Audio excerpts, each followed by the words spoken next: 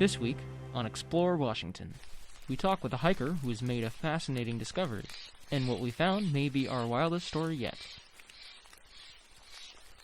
Hi, my name is David Pederson. I'm a hiker and amateur cave explorer from Cougar, Washington.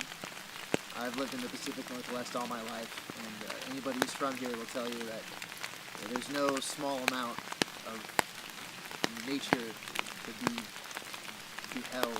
It's all around you here. Always been a hotbed of volcanic activity, so there's plenty of caves. I mean, there are a couple touristy caves that people go to that you hear about, but if you go off the beaten path, and that's usually where I'm at, you'll find some pretty interesting cave formations, pretty interesting hikes. That's kind of how I live my life. I like to burn my own trails, if you will.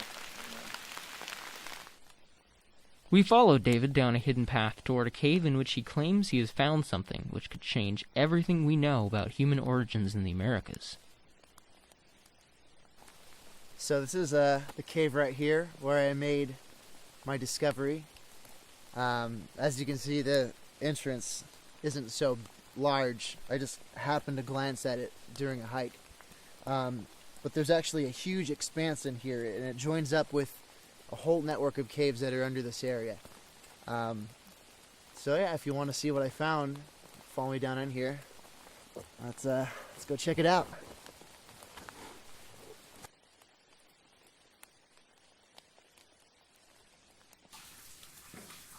The entrance to the cave was so small we could only bring handheld camera equipment and meager lighting. According to David, this is all part of the job for anyone wanting to explore the rich caves of the Southwest Washington area.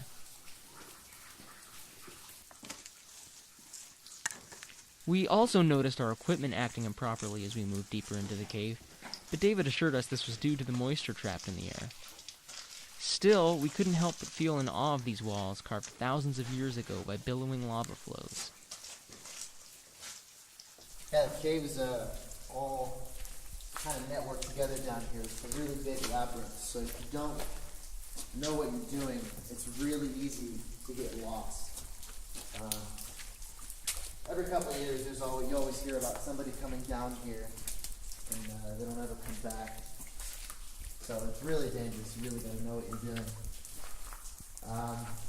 It should only be about another mile ahead, so we'll be there pretty soon. At this point, our equipment became nearly impossible to operate.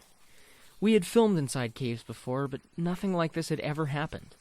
By the time we arrived at David's discovery, we only had one operating camera left.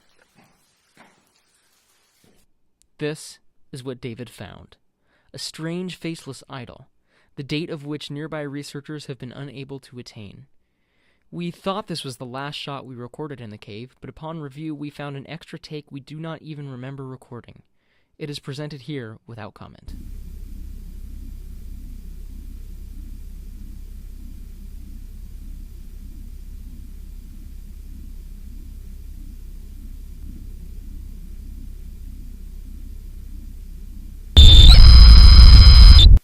Highly likely the thing has been here for... There's no...